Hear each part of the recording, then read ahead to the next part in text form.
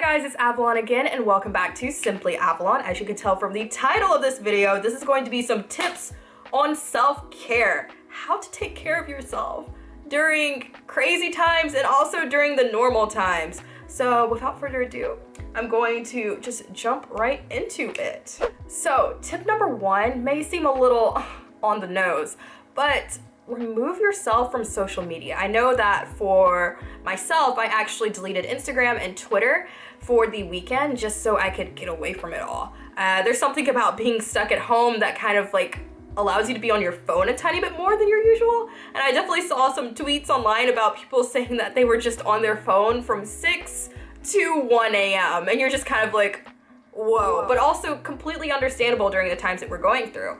But I will also say that it's important to kind of disconnect at times and to also give yourself time to be present in the physical world, not just on the online world. Number two is to set a flexible schedule for yourself. I know that for me and my friends, we'll be heading to school, albeit online, very, very soon. So it's kind of important to actually have a schedule now, not necessarily something that you have to like rigidly stick to, but something just as simple as, okay, I'm going to get 8 hours of sleep, just because it makes me feel like, one, I have a schedule, and two, like a bit more awake instead of just like always that sleep-like state. Number three is to be informed, but do not over-consume, and understand that that is a line that each individual person has to set for themselves. I have said this time and time again, but I am a journalist, so I am used to consuming a lot of media. It's something that kind of fuels me, and I'm okay with that. I can be absolutely okay with watching the Washington Post, the Times, CNN, whatever it is, hours on end, and it does not really affect me in any way or form. But I also understand that for the normal consumer, that is very much different. And I understand that. You cannot be on the news 24/7. No one can do it. I cannot even do that. That's just too much. So you have to kind of pick and choose your times. I would personally try and say like maybe limit yourself to like the alerts that you may or may not get, and if you're gonna have alerts, kind of limit it to a few trusted sources, and then maybe watch the 5 o'clock or the 7 o'clock news and just kind of call it a day at that, because staying plugged in 24/7 does not help the situation. It also does not help your state of mind. After that, I would also say number four is to take time just to give yourself the things that you enjoy, whether that be taking a bath or doing a face mask or doing your nails or doing your hair. All of these things allow you to focus on yourself for a tiny bit, which again, some people may be like, selfish. But also when you're trying to care for yourself and love you, these are the things that you kind of have to focus on. It's not something that I consider being selfish just because you are taking time to do stuff that you care about. Let's get down to number five, which is just to kind of disconnect completely. I feel like that's really hard, especially for me. I mean, I already told you guys about how I disconnected from Instagram and Twitter for the weekend. I'm not sure when I'm gonna get them back. Disconnecting from online, totally. Give yourself a day of just blank space. I'm telling you, it will change your life. I actually did 21 days of prayer and fasting in January, and I disconnected completely from every single social media site except Snapchat, because I consider that to be like my messaging. But it's crazy the things that, one, you feel like you miss, but like, did you really miss it? And also to see like the amount of time that you spend on your phone when you have those apps.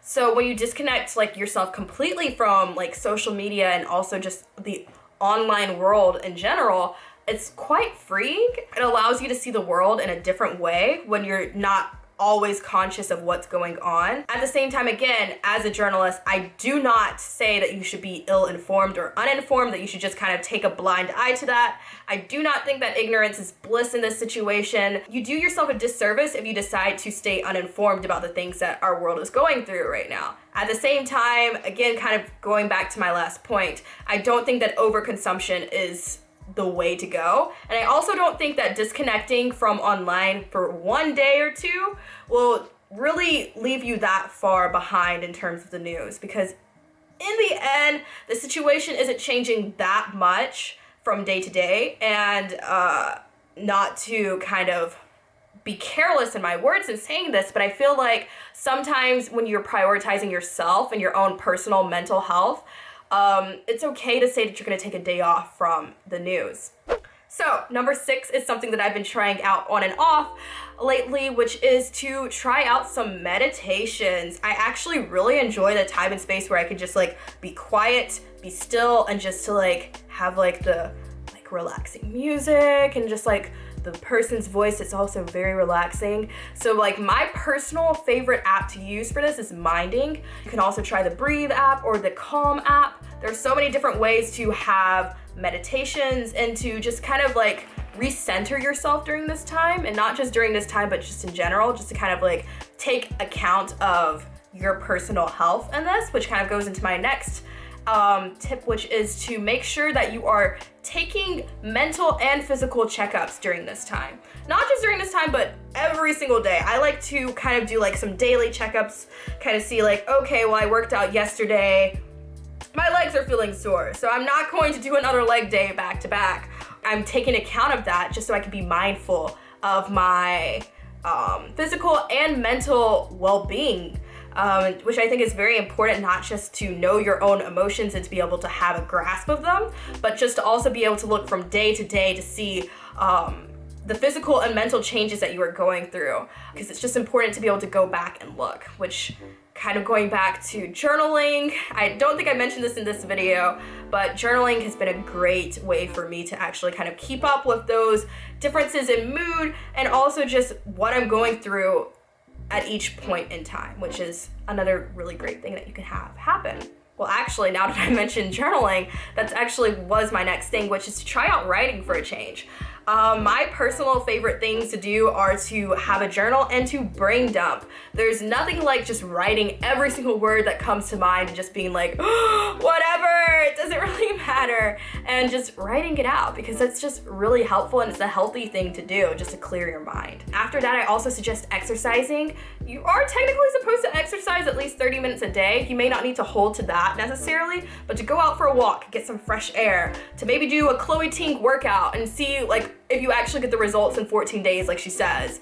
There's so many different things that we have access to through YouTube, through online venues, that you might as well take advantage of it while you have a little bit more time on your hands.